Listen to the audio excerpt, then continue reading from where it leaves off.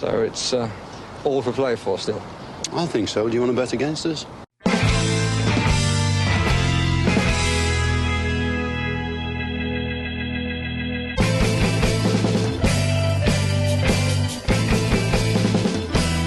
Here, it's ready for the second half. Please welcome back Neil Dunworth and Paddy Kenny.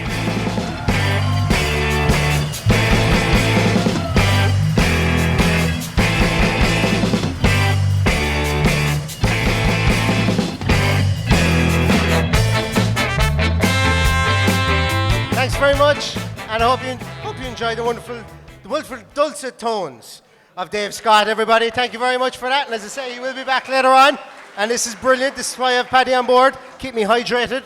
For those of you that don't know David, you'll find David from time to time on the Talk of the Trinity podcast. Exactly. Yes, there are so many podcasts, and we do all get on. I'm sure tonight we'll attest to that we all do get on, because there's a bit of a myth out there that we don't get on, Neil. Absolutely, yeah, and like this is a collaboration of podcasts. I know it's got For the Love of Paul McGrath podcast above here, but it's a collaboration between Villa and Tour, the Villa View. Edit that out.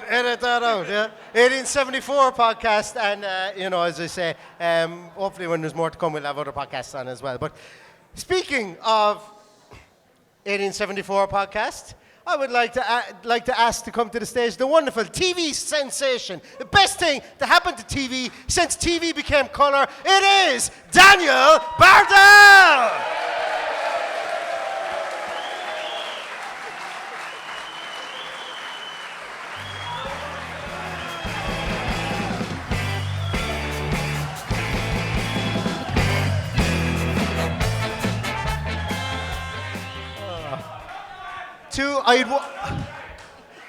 I had one job. Actually, I had two jobs. Make the gag for Simon and Max, and I messed that up. And then not call 1874 the old name, and I did both of those. So this just shows you the unprofessionalism that comes with me. But Dan, thanks a million for coming to Dublin. Mate, love it here.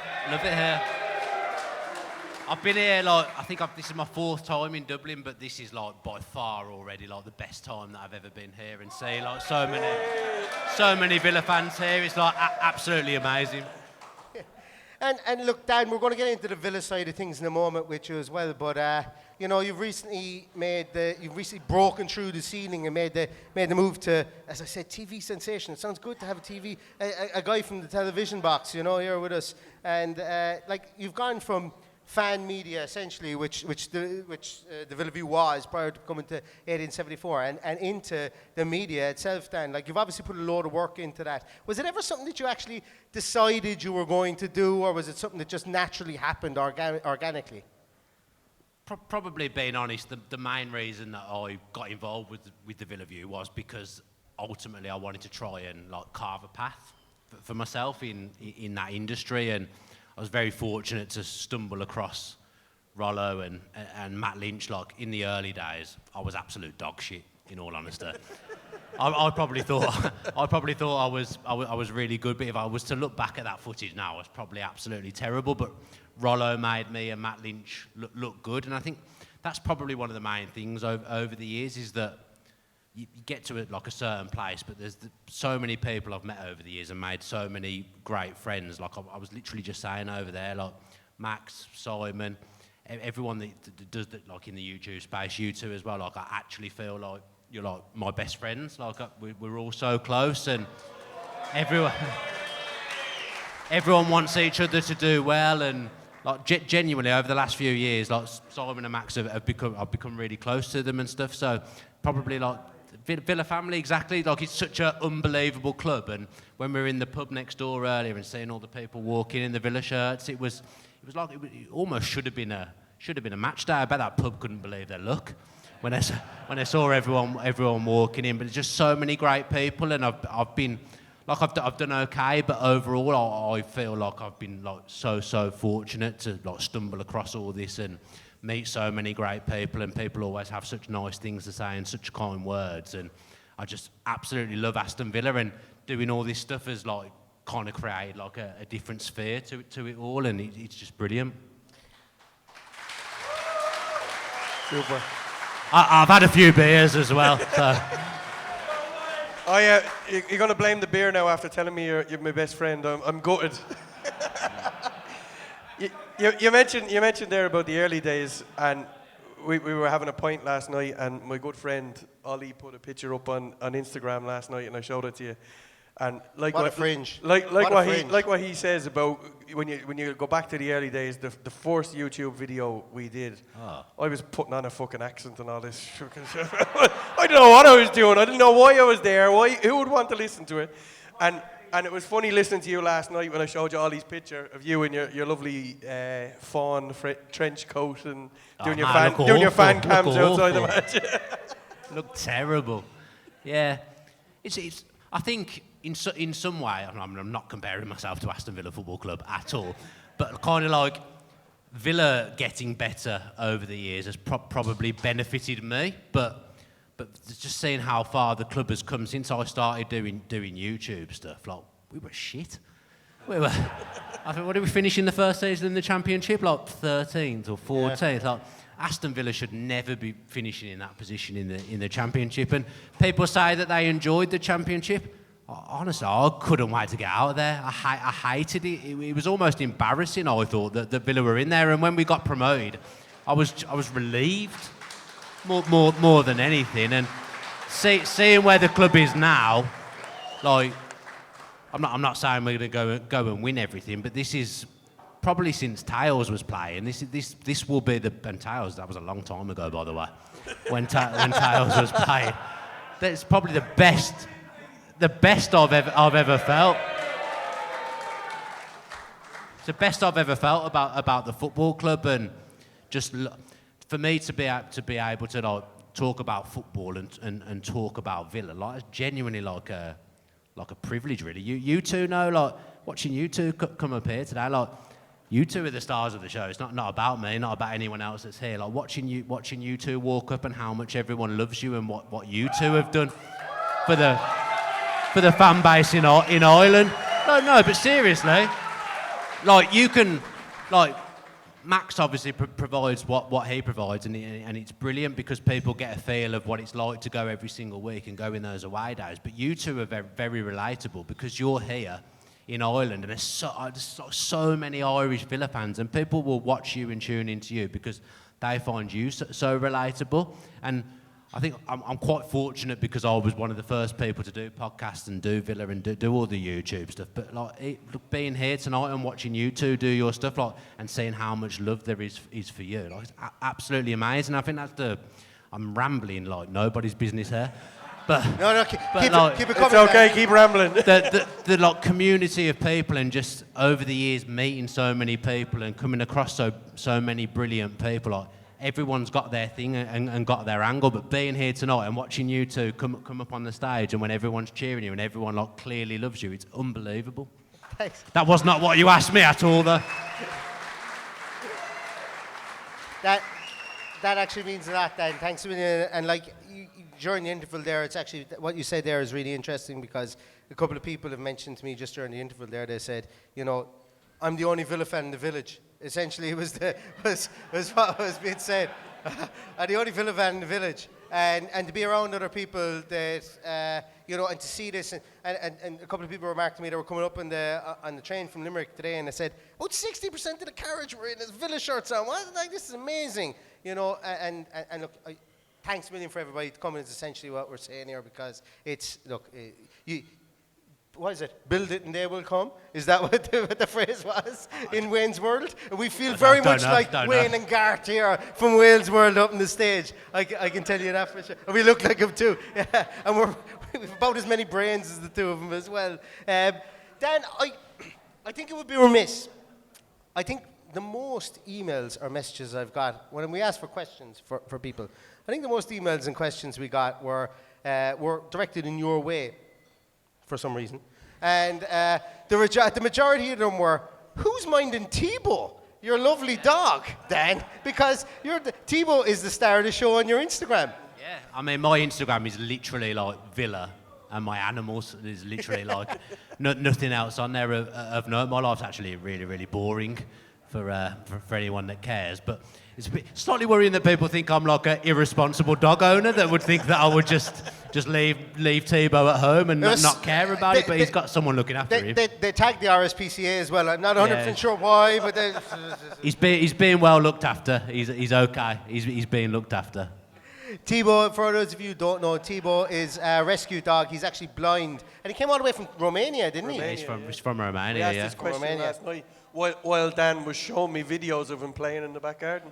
Yeah. So he's keeping an eye on him from a distance. Exactly, yeah. Dan has a camera server and everything. That's how much he loves the dog, which is fantastic as well. And do you know what? We're actually going to steer it in the direction of, I suppose, your broadcasting career, which has now happened and stuff. And, like, you know, it's great to have a voice of a Villa fan on Sky.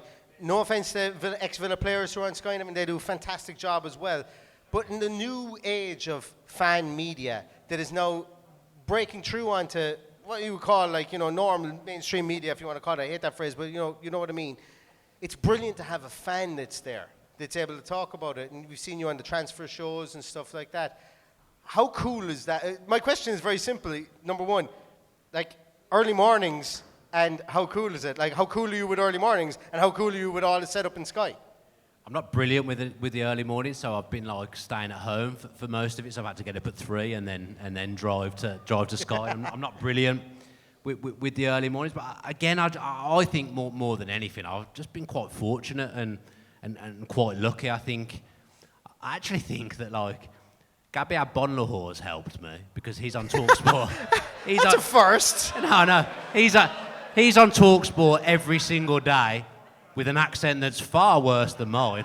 And my accent's not brilliant, but his is worse than mine, and he's on TalkSport every single day. Obviously, one of the most famous footballers in the world is Jack Grealish, and he talks like me. And then, it probably wasn't ideal to bring up Jack Grealish in Ireland in hindsight.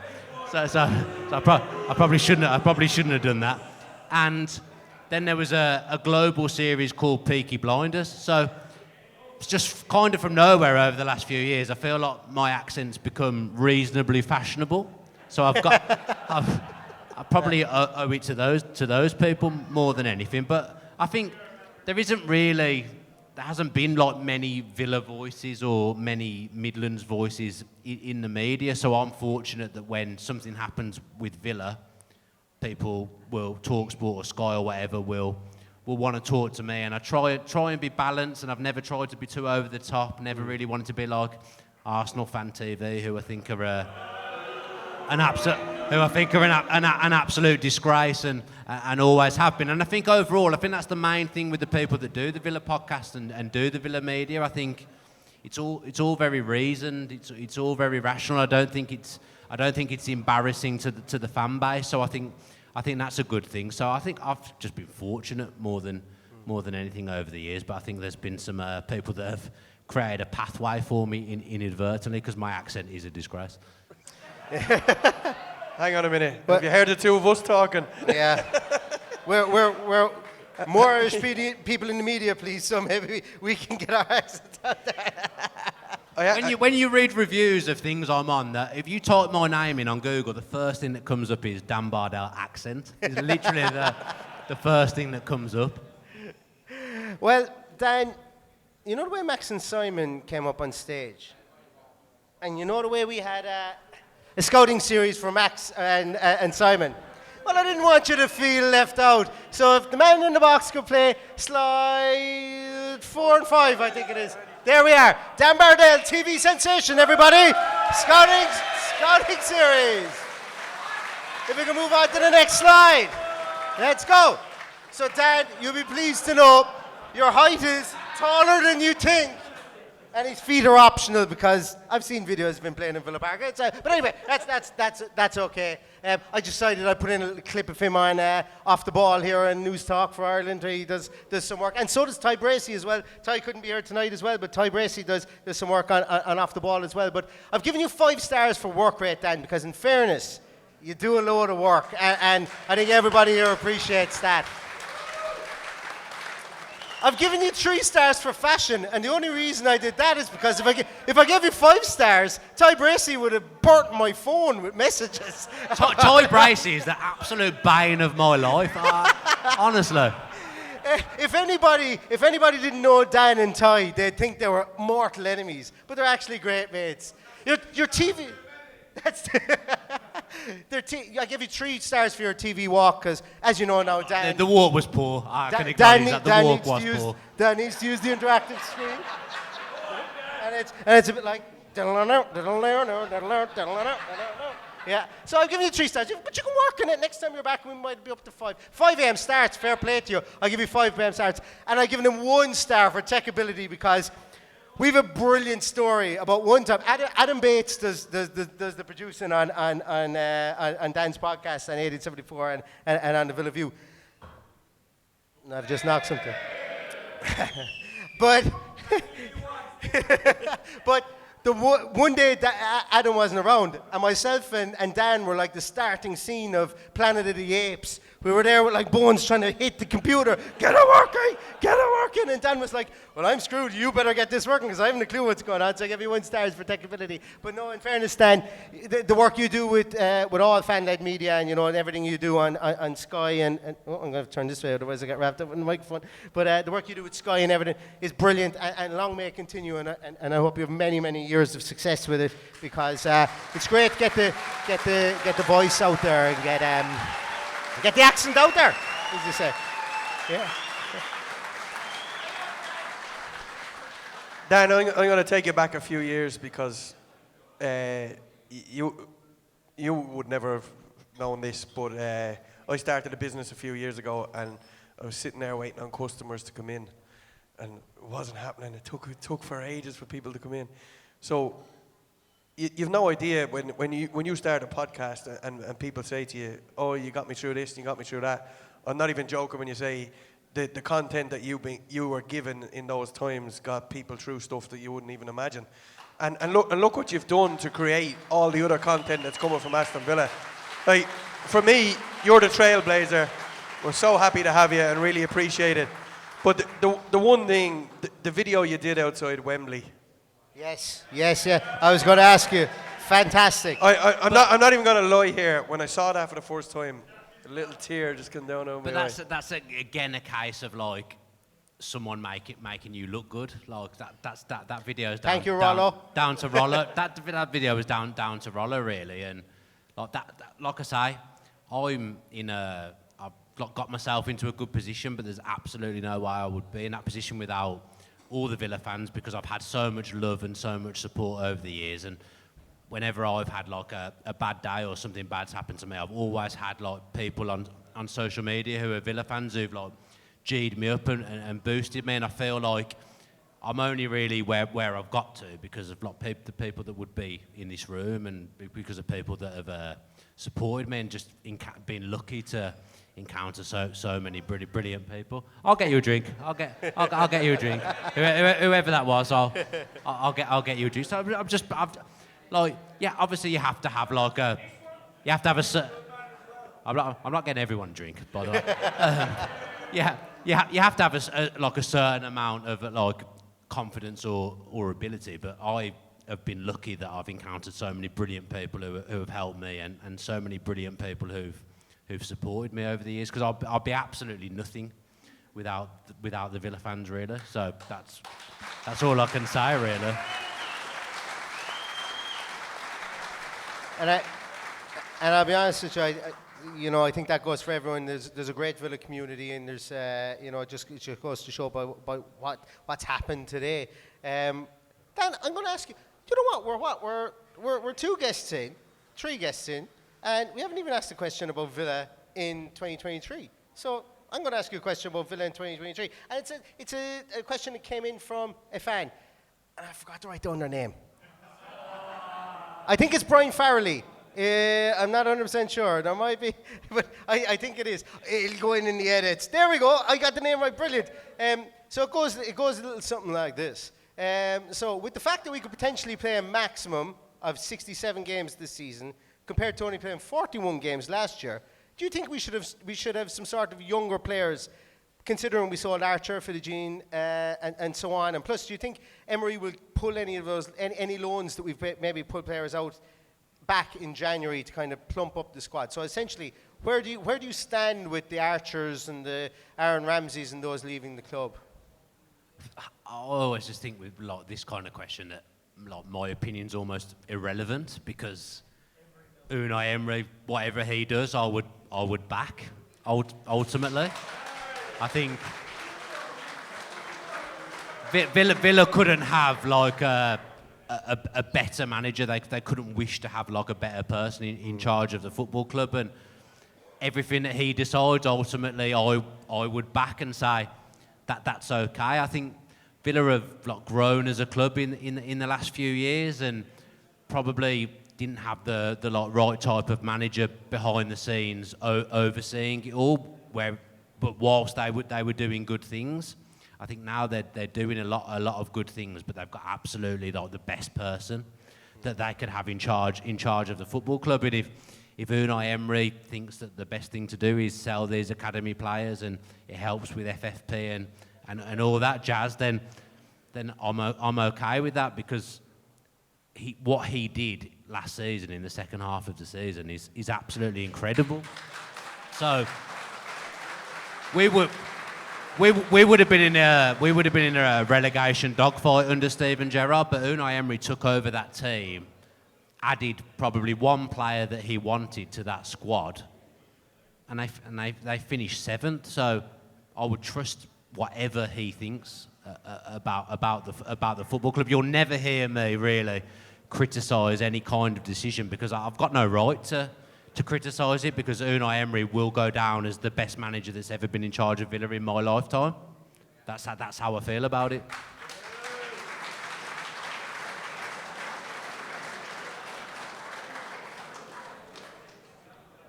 Still always a little element of so the way I look at it is the financial fair play seems to be really hampering us, and we've let these young players go, albeit we can buy them back, and hopefully they do flourish and we can buy them back. But how do you feel about the way Man City spend money, the way Chelsea spend money, and nobody asks any questions? Like we were told last February that there was 115 outstanding charges against Manchester City, and they just left it at that. Your dad's in the audience, Paddy. Come on, stop. Paddy, I've had 10 beers. No, why are you asking me this? But like this is relevant, because this is what's holding us back. We have got mega rich owners that can't spend the money, yet everybody else is taking the piss. Paddy for president. Paddy for president. Paddy securing that I never get any kind of neutral work ever again here with this question. I would just say that the reason Manchester City and Chelsea can spend money is because they've done things that are similar to what Villa are doing now in terms of selling young prospects for big transfer fees. On the face of it, the players that Villa have let go, have they even played 90 minutes in the first team? Probably not. So they've let players go. And I also think Villa have learnt lessons from the last 12 months. 12 months ago, Keenan Davis was hot. Villa might have got 12 to 15 million pounds for him. A year later, they're letting him go for a nominal fee. So Archer's hot now. He doesn't probably fit into what Emery wants. He doesn't want to kick his heels on the bench. Villa have taken advantage of that and sold him for 18 million. So when next summer comes round, Villa will be able to spend big money again. I think because Villa did their business so early as well, I think people forget they spent a hell of a lot of money in that first month of the transfer window in getting in the 3 players that they've got in. And I think Pau Torres is probably having to play a little bit more right now than they would have expected because of the Mings injury. I think having Tielemans waiting in the wings to come in for Luiz or Kamara, like Villa couldn't have a higher level operator to come in and replace those players. And then Diaby is clearly better than anything Villa have signed in the last 2-3 years. So Villa have had a really, really good transfer window. And okay, we've lost a couple of games, but the manner of it, okay, we might not like, but We've lost to Newcastle away and Liverpool away. Like, Villa won't be the only team to lose at those grounds, and they've won the games that they were expected to win. Under previous managers, Villa don't go to Burnley and win 3-1. It doesn't happen. Villa don't dispatch Everton with ease like they did. So I just think the club's in a really good place, and anything they're doing, they've made decisions because they have to on the financial side. So realistically, the players that they've let go have never played for the first team, and they've recouped a hell of a lot of money for them. So I think there just has to be a little bit of like an element of trust with the club at the moment. Absolutely, I think I agree.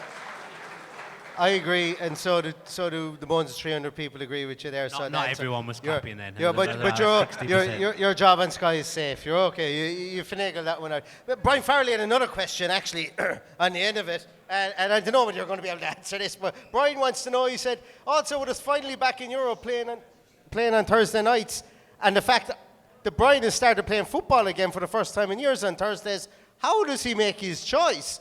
What would you advise Brian to do, Dan? Go playing football himself or watch Villa on Thursday nights? I've got to be honest now, I've got absolutely no idea what you've just said to me. Go watch Villa, Brian. Go watch Villa. That's what you got to do. Everybody, Dan Bardell's going to stay on the stage. We'll give it up for Dan Bardell!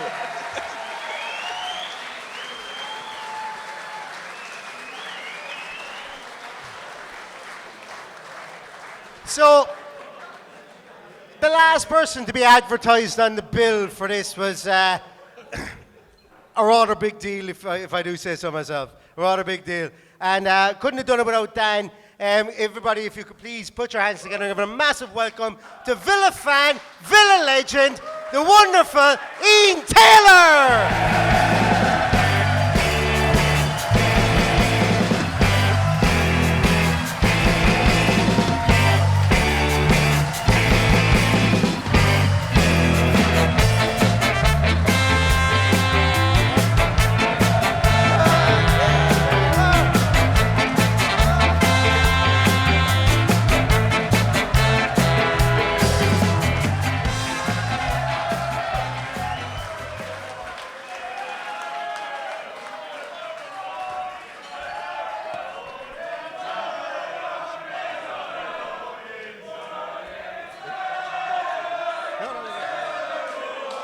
Oh, is it working? Is it working? Oh, thank What? you. Thank you. Thank you. What what a welcome for an absolutely wonderful, absolutely brilliant player. And if I'm going to just start with a small anecdote, it wouldn't be like me to start with an anecdote about myself, of course, would it? But it's wonderful to have you here, Ian, today, and I really, really appreciate your time. You're one of the players that every Aston Villa fan can relate to, specifically of my age group, my vintage, if you want to call it. Vintage. My vintage, yeah. I'm 38 is a good wine, put it that way. But but it's gas. Like when some of my friends ask me about what's the best Villa team you've ever seen, I start naming it, and I'm not going to name it today, but I start naming it. You can guess who the centre halves are. But I get to Mark Delaney at right back, and they go, who? And then I get to Ian Taylor in midfield, and they go, really? And I go, watch his videos. Do not give Ian Taylor jip. But watch his videos. He was bloody brilliant, and he's in there. And if you have a problem with it, we'll get fisticuffs outside. But that's the way we'll do it. And genuinely, I'm 15 years having that conversation, Ian. For the younger viewers, YouTube, it's a wonderful thing. It really And I'd is. just like to firstly say, Dan, your car's been towed away because you're double part, mate. You're double part. No, I need you, Dan. No, in fairness, Ian, thank you very much for coming over. You've been really, really good to give us your time and to come over here, and for all the wonderful fans to come here to see you tonight. Look, I knew he had to have a reason for walking off stage. It was just to get his point. Brilliant. Man after my own heart. Man after my own heart. So, look, everybody here will associate you with something. And you know, I'm sure it was, well, I don't want to speak for you. You'll tell us whether it was the pinnacle of your career. But, you know, winning silverware is big in anybody's career. winning silverware is huge. And you play football to win silverware. And you were one of the lucky few people who've won silverware playing your football career. And I know what everyone here is waiting for, so just hold your applause. But Ian, can you tell us what it was like to win the 1992 Midlands Floodlit Cup with Moor Green FC? The big one, everyone! You've done your research. I've done my He's research. done his research. I've done my research. Non-league football, winning a trophy, you can't beat it. Yeah. Can't beat it. but no. Listen, you know, I've come through non-league. I worked for a living. I actually worked for a living, and I managed to reach that peak of playing Premier League football from working in a warehouse in Dudley, just outside Birmingham. So, you know, I've been a normal working guy fighting to make a living, and I was lucky enough to play professional football, and I just grabbed it with both hands because I just realised how lucky I was. And then to play for your team that you supported as a kid, it was just, something so special. And every time I went out on that pitch, I just gave 100% because it was my team. I felt...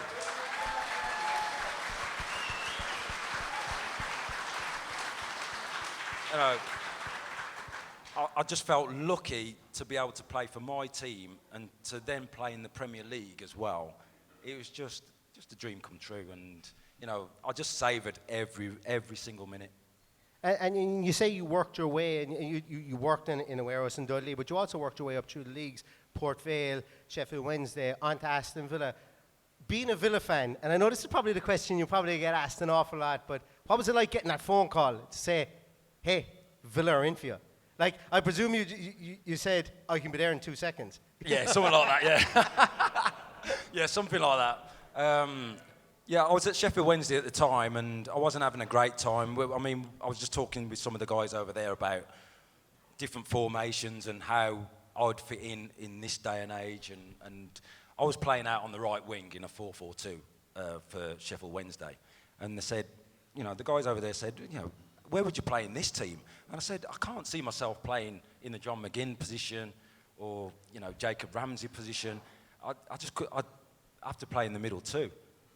So when Brian Little gave me the call and just said I wanted to play a 3-5-2, I was like, hallelujah, please.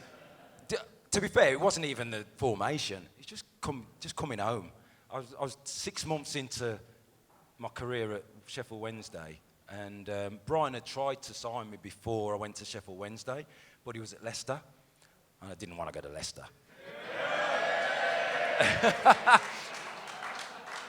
But then when he came to Villa, he still wanted to sign me, and I was the first person in his thoughts. And, I saw that as an absolute privilege, and I couldn't wait to sign. Can I just...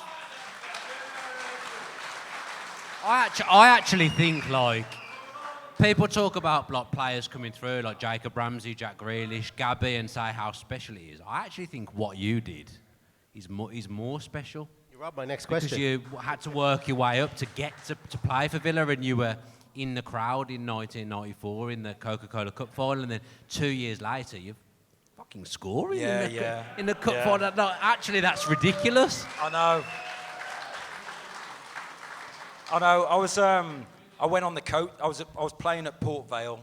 I'd only been in the league for 2 seasons playing professional football, and I was playing at Port Vale. All my mates wanted to go and watch the '94 final.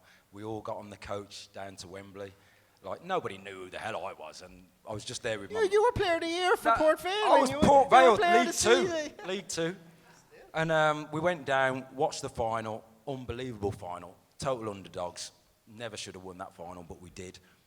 And then 2 years later, I'm playing in the same final and scoring, and it's like, it's just, it's nuts. It's nuts. It's nuts. It's just crazy stuff that you couldn't write. And you know, you would have played some time with the namesake of this podcast, Yeah. Mr. McGrath, God himself. So you've been in the presence of God. Yeah. We had to find him a few times, I tell you.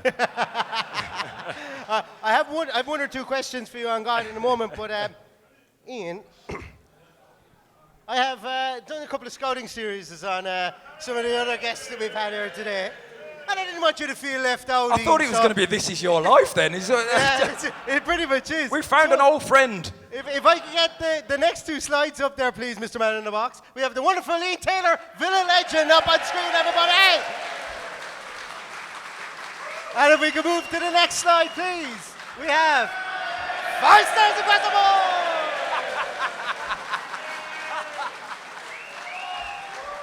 I want to bring...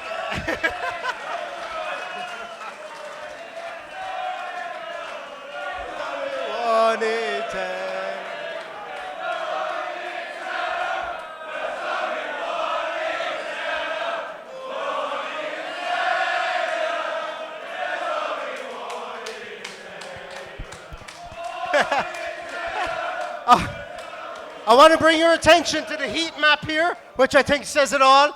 Everywhere, because that's where Ian Taylor was when he was on the field.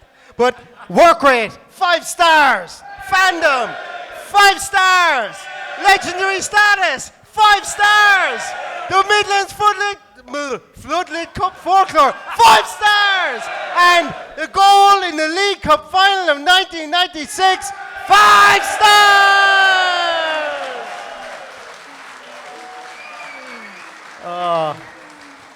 In fairness, Ian, it's been an absolute privilege to get to talk to you. Never mind have you on stage, never mind have you here in Dublin, never mind have you give your time, and you've been really, really generous, and you've been really, really fantastic. And You've not had to put up with these text messages. I've only come for a night out. I do appreciate it. I really, really do. And just to give you a little kind of sample of some of the messages we've got from people here, at least 5 people. At least 5 people have messaged me talking about Paul McGrath's testimonial in 1998. Now, one person asked me, do you remember seeing 2 15 or 16-year-olds walking down the street? And I don't know, do you remember that? But the amount of people that went to that game and saw you and the time you spent with them after the game, they remember that. And you know, it's thank you, is essentially. Thank you for all the work you do as a Villa ambassador, as a person, as a Villa fan. You're a gem, you really are. Really, really are a true gem. Really are. Is that it then? Is that it?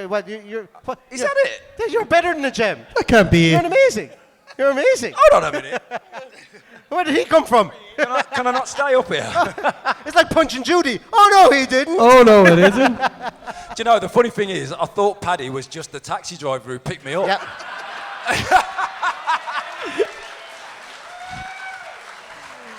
Oh, it's Dan true. Bardell. It's Dan true. Bardell's not told me anything about what's going on. Paddy's picked me up at the airport. I've got no idea that he was going to be up on stage. And Paddy had the black hat and the white gloves and the full chauffeur experience. I wouldn't mind. He gets into the car and he says, I got to ring this guy now that I'm in Dublin. And he rings Dick Pearce and puts it on speakerphone. And he goes, top of the morning to you. Into Dick Pearce. And I said, how are you, Dick? How's it going? He goes, who's that? He goes, Paddy. And you must have been wondering, how does he know him? And yet you still thought I was a taxi driver. Couldn't make it up, could you? I just want to defend myself a little bit, because you know when people say don't meet your heroes, don't fucking be friends with your heroes. They're a fucking nightmare. I told him 3 months ago every detail of this event, and then he's acting like I've never even mentioned that he's coming to Dublin. Well, I didn't think this was going to turn into Jerry Springer all of a sudden, but it just has. You know, it's like, where's Steve the bouncer going to come out of nowhere? Keep your clothes on! Keep your clothes on! Jerry!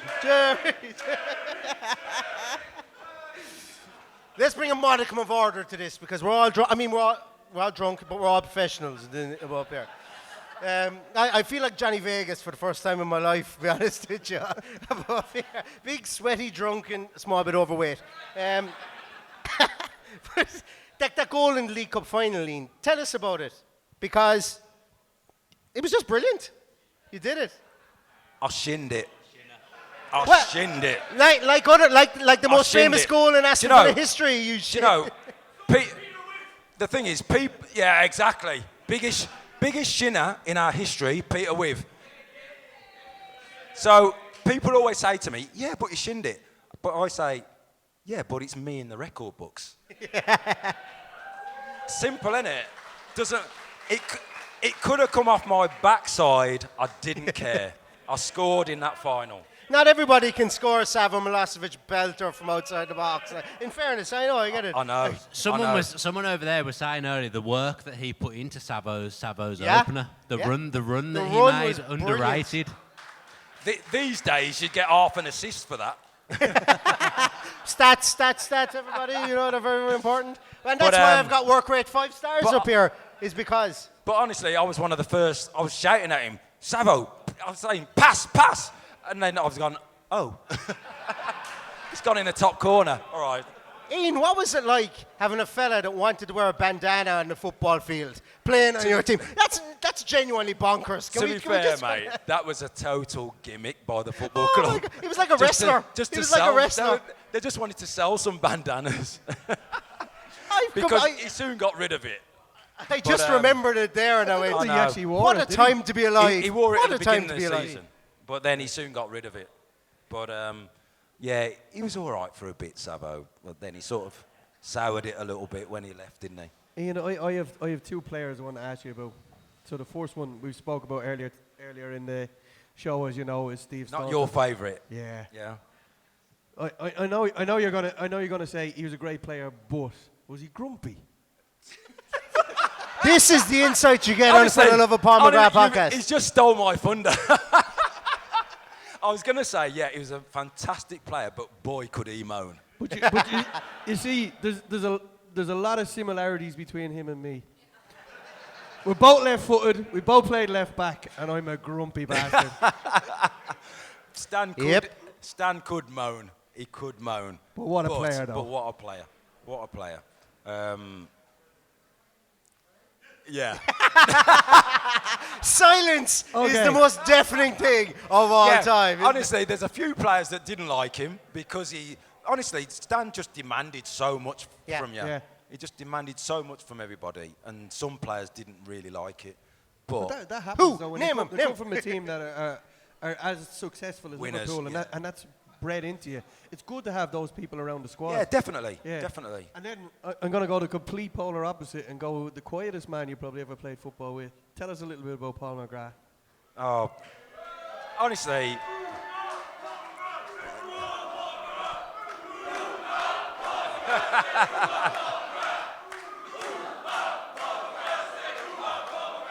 Honestly, that guy, because to be honest, I was sort of at the back end of his career, but he didn't train all week.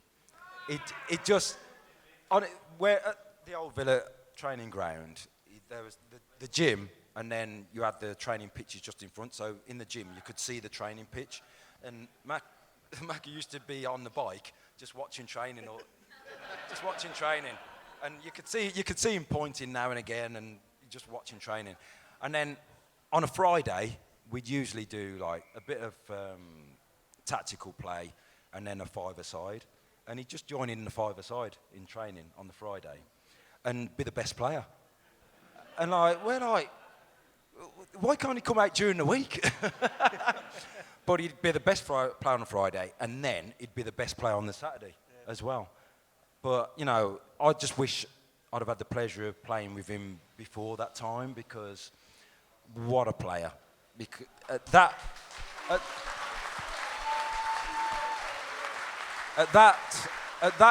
that stage of his career, and still to be the best player in the team in the Premier League, it's like, how'd you do that? How'd you do that? No, and it gets largely overlooked that he won a PFA Player of the Year. Yeah. It's absolutely nuts Yeah. to think that a centre-half like that, and it's just a testament to the man. Yeah. But he was a really quiet guy, isn't he? He was really Yeah. unassuming and quiet. He's come out of himself a little bit more these days. But Yeah, he was quiet, and there were times when he was a bit testing, let's say. But when you hear afterwards, because at the time, we all, as players, as teammates, as fans, you all see it as a joke at the time, don't you? Because players are drinking and whatnot. And Paul had real problems, and to get through that and to be where he is today, it's just testament to the guy. It really is.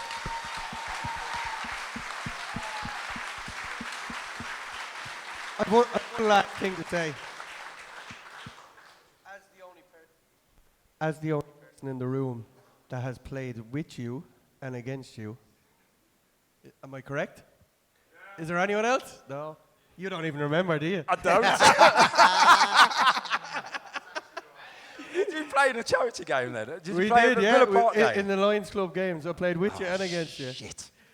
I saw the photo last night. It looked like Paddy was bossing you, to be honest. Do you know? I've got to say, everybody, I was shit in them games. Please tell me you nutmegged him. Please tell me you nutmegged him. I was crap. There's actually a really good picture of me pulling you away from Nigel Spink having a fight. Yeah. Oh, what's that mean then? I should have sent it to you to put it on the screen earlier. I'll show it to you later on. But you've been in Ireland so many times with the Lions Club network.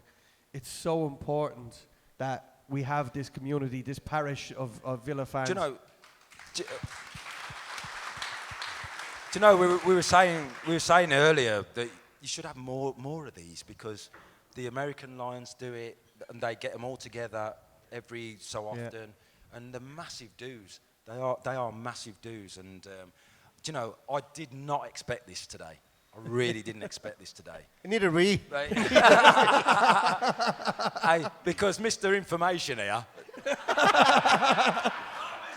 Yeah, we're just going to do a podcast, and then you lot turn up. Like, what? But honestly, to get fans together like this, it's brilliant. Yeah. It's really, really good. I used to come over here when we played. I used to come over here after games, the likes of me and Yorkie, Hugo, God bless his soul. We used to come out.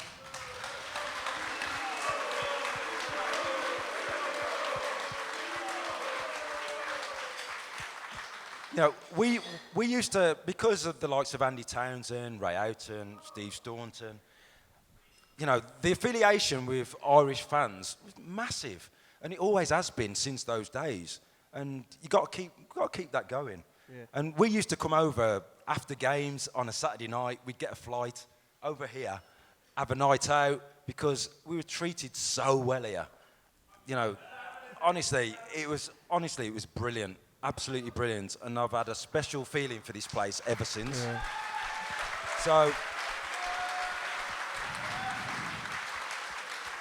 It's funny that you've kind of christened me the taxi driver now, because I told you. Can I have a lift service? I told you a story today coming in the car, that Aston Villa rang me this Saturday evening and said there's 4 guys arriving in Dublin. It was Mark Bosnich, Andy Townsend, Dwight York, and the one I forgot was Hugo Ekiog because he was so quiet.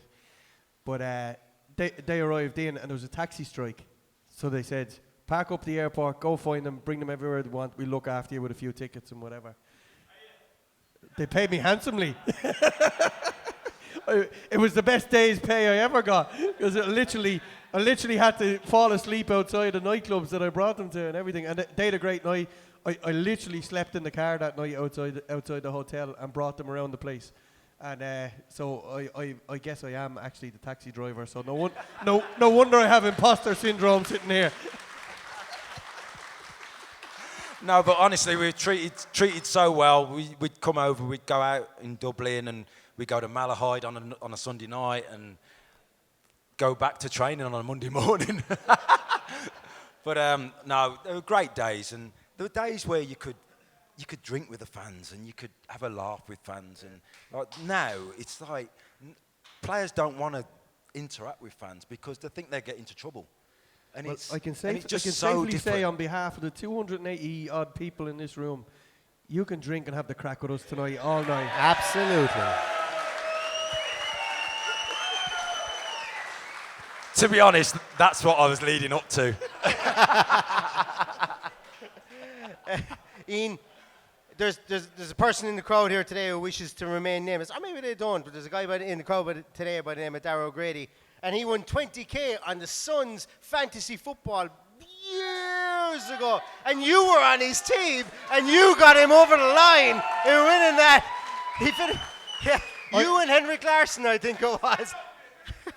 Where is he? Where is he? There he is. There he is. There he is. Come here, come here, come here, come on. Come on. So, hey, it's funny how he's not told me about my cut. As I say, the drinks are on him all night, I think, for you. His exact message to me was, thank him for scoring a handful of goals in 2001. Yeah, cheers, short arms. Ian, getting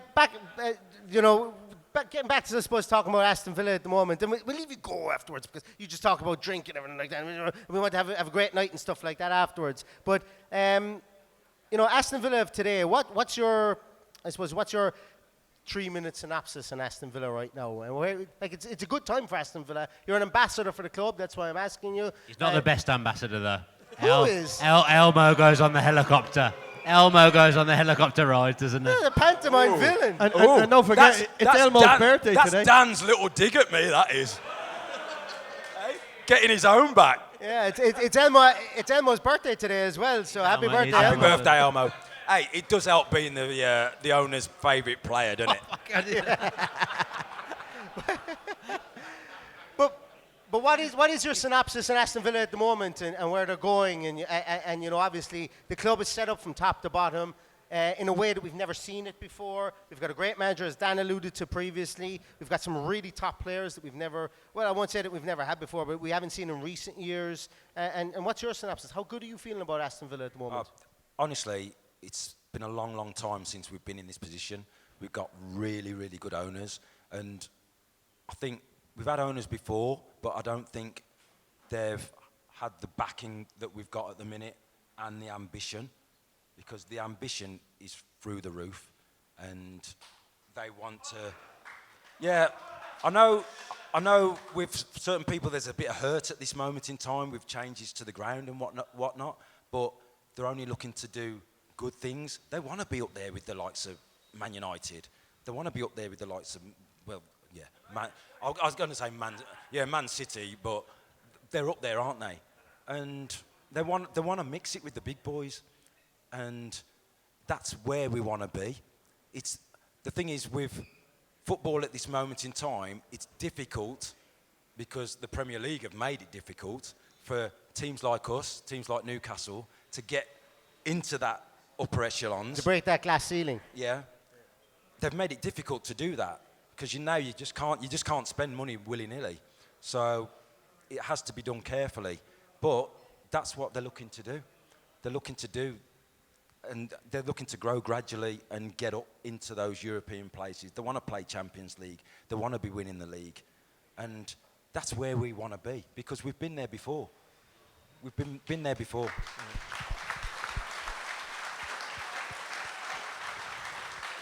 I think the key thing here is, Ian, we all need to be a little bit patient, don't we? We need to take the hurt at the moment. We're football fans. We're not patient. That's okay. Paddy, It's taken me long enough to realise I need to be patient. Paddy, you remember the bed sheet in David O'Leary days? We're Aston Villa fans. We are fickle, and I'm okay. I'm the ficklest fan of all time. Wear it with a badge with pride. No, I think you're right. I think the biggest thing about Aston Villa at this moment in time is that all the fans, everybody can see the direction. They can see where we want to go. They can see where we want to be, and they can see that we're on the right road to do it.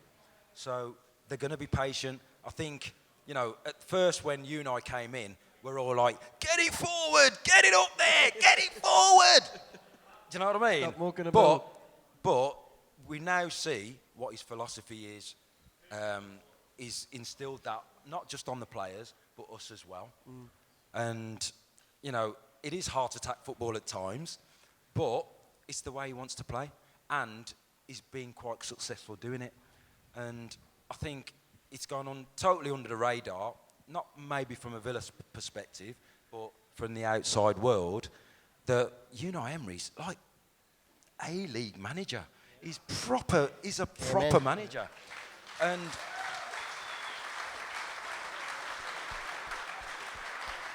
And you know, I've been fed up with getting into the upper echelons of the Premier League, and playing football's about winning stuff. It's about winning stuff. I've had no end of conversations with people today about winning the 96 trophy, because that's what people remember. That's what fans remember. They don't remember coming fifth, coming fourth. They remember winning something and going to Wembley and having that day out. Was it the best moment of your career? Signing for Villa was. Signing for Villa was.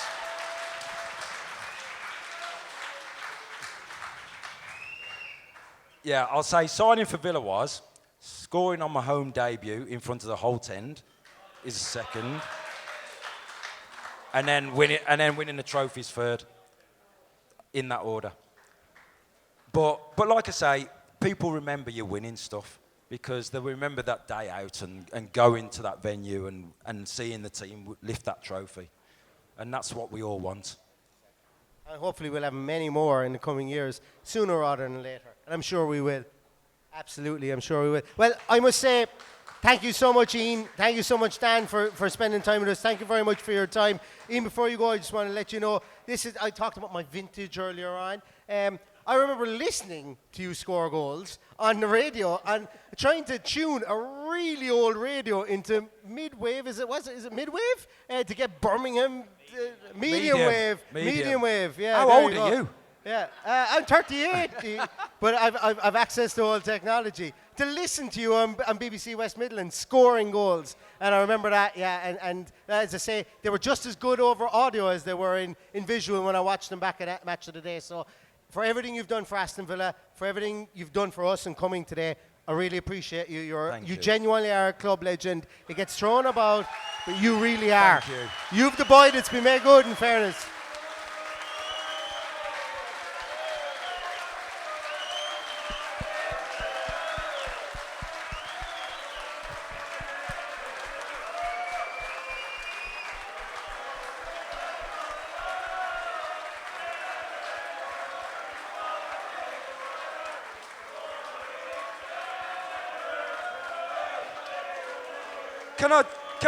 Can I just do something? Can I just do something?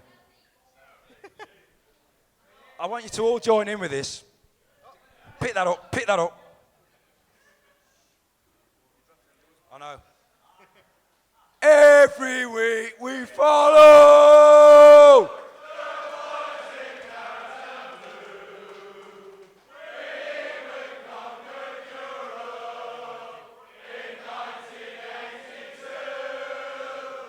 The Villa boys from Aston.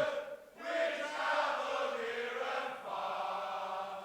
You can hear us singing from the stands of Villa Park. Hey, hey, hey, hey.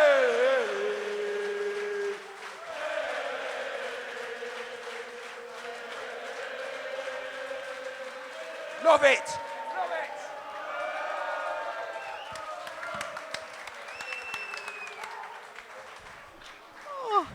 I love that. I don't know about you, but I fucking love that. Absolutely loved it. Ian, thank you so much, man. Thank you so much. We're not finished yet. We have a couple of things. Couple of things we want to say. Streakers on the stage. We've a couple of things we want to say before we finish up tonight. And in fairness, Laughter Lounge have been absolutely amazing. We want to give them time to turn around the place. Been absolutely put it together for the Laughter Lounge #1. The great guys here, Peter, Holly, who couldn't be here tonight, all the waiting staff, everybody been absolutely amazing. The best venue ever. Genuinely ever. They've been so good. And I want to thank all our guests that we've had here tonight. I want to thank Ian. very much so. I want to thank Dan. I want to thank Adam. I want to thank the guys from Villa and Tour, Max and Simon, not Paddy. Max and Simon.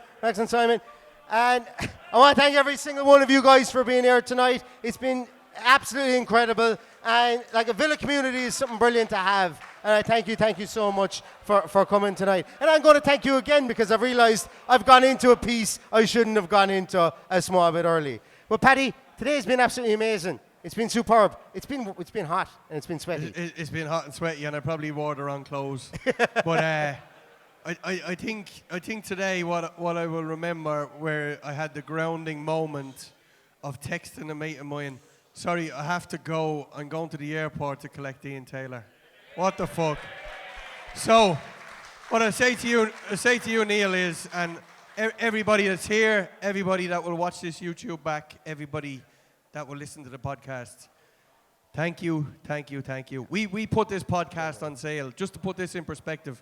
We put 200 tickets on sale just to see what will happen. We didn't announce any guests. It was just me and him. It's kind of ironic that us two pricks are doing this in a comedy club. Oh, it is. Like, the two biggest fucking jokers you'll ever meet are on a stage in a comedy club, and we sold out 200 tickets without naming a guest. So, all I can say to you all is thank you so much. Thank you for every donation you make to the podcast, anytime you make a comment, anytime you share the podcast, anytime you take a picture and tag us in it. If you're going to do it today, any picture you put up when you go home, tag us in it. Yeah. Show the world that this podcast is here. We're only a small little community, but we're getting bigger. And it actually scares me that it could get bigger than this.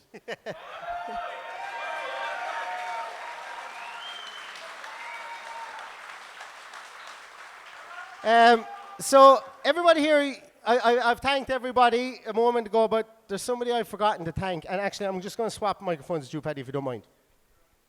There's somebody I want to thank. There's somebody I want to thank here as well today. It's been absolutely amazing. They've, in fairness, they've done more than anybody for this podcast today. Without them, the whole thing would not have come together. They've kept me accountable. They've kept me on the straight and narrow regards to this. They've stopped me putting in the most stupid of things into this podcast, like a game I was going to play that just wasn't going to work, but I just didn't have the balls to pull it out myself. Somebody who's just been, like, literally, I was going to say the Robin to my Batman, but he's the Batman to my Robin, and that's Paddy. Paddy's been absolutely amazing for me. Absolutely fantastic. Fantastic. You guys don't know what he's done for this podcast. He came up here to see the venue. He's met with everybody while I sat in my little boudoir in Galway and literally just watched it. And you might remember at the start, I brought a bag up on stage. I didn't forget about that. And maybe you did. But it was a very big reason.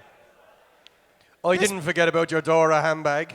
This bag has been on my back since I came into the venue. So much so that a couple of people, Keith Moran, his dad, and mentioned, he goes, "What the hell have you got the back in your back, or the backpack in your back for?" Even Paddy's wife Barbara mentioned to me, goes, "Why are you wearing the bag?" I'm there. No one's now looking at it. It's mine. Mine. Leave it alone. And there's been a very, very big reason why, because as I say, Paddy's done so much for the podcast, and there's something that I wanted to give him to say thank you. And I didn't even tell him about this, so watch his face go red on this one. But I bet you it's the referee's whistle. Now that you mention it, Paddy, I might have messaged Howard Webb. And I might have told him about an aspiring nephew of mine that wanted to become a referee in the future, whose name was Patrick Kelly. And being the beautifully, wonderfully gifting man that Howard Webb is, he sent me a couple of things to give to my aspiring nephew, Patrick Kelly, on becoming a referee. He gave me his book, Howard Webb, The Man in the Middle.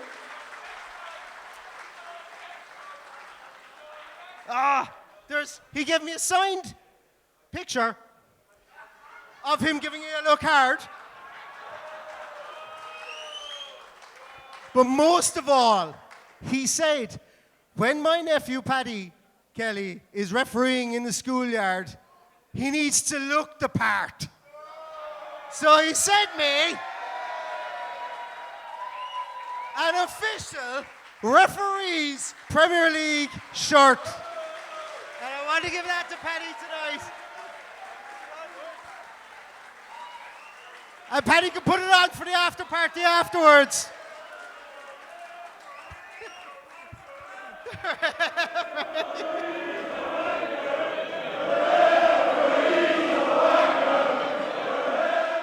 Shut up or I'll send you all off.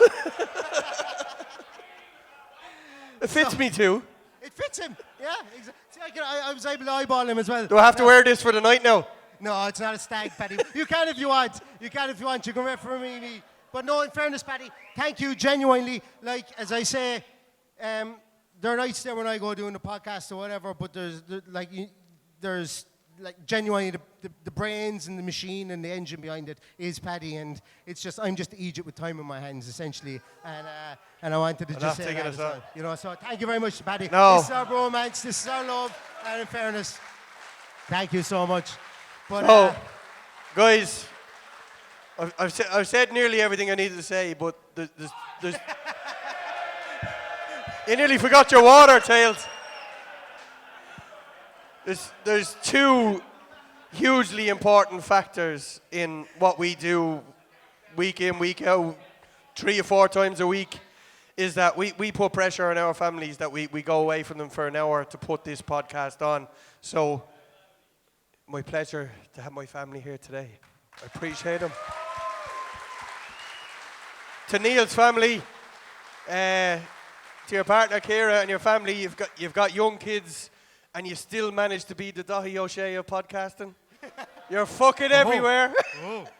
Rosa Trilly next for So, on behalf of our families, we appreciate the support that you give us, and you make all this possible. So thank you.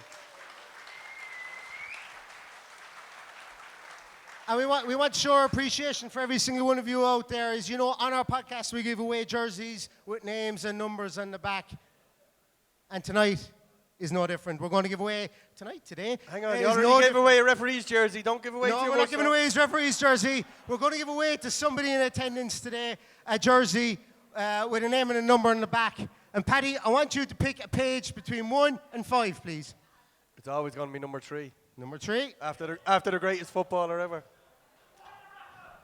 I want you to pick a number between 1 and 32. It's always going to be number 3. Shane Heavey,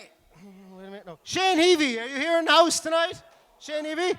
Is there Shane Heavey here in the house tonight? Because we might have to pick again. Has to be someone else. Damn, I forgot I don't know any of you. I don't know any of you. We don't have a shout. We're going to go again, Paddy. Pick it. Go again. Yeah. So we may as well go to the second best player, number 5. Number 5, coming up. Page number 5. Pick a number between 1 and 28. Number 5. Number 5. 1, 2, 3, 4, 5. Christian Ryder is here. No, he's not here. He messaged me to say that he could come today. Oi, we'll go Steve Staunton's other number, 11. Steve Staunton. 1, 2, 3, 4, 5, 6, 7, 8, 9, 10, 11. Steve Scanlon isn't here either, I don't think. Oh, he is. He's here. Steve Scanlon. Yay! Steve. You don't have to tell us what size jersey you're going to get, Steve, but what name and number are you going to get in the back? Staunton number 3. Staunton number 3! Steve Scanlon going to get a jersey. We catch up with you afterwards. But Steve, we'll be in touch. We'll be in touch, exactly. Yeah, we'll be in touch. Thank you. We're going to have to finish it here because, as I say, it's nearly 5:30. Thank you so much, everybody, for coming here tonight. Really, really appreciate it. It's been absolutely amazing, far beyond our wildest dreams. We hope we'll be able to do something like this again, and we hope that you'll all attend once more. But on behalf of myself and Paddy, I think it's fair to say, stay safe, stay healthy, and all that's left to say is... Up the Villa!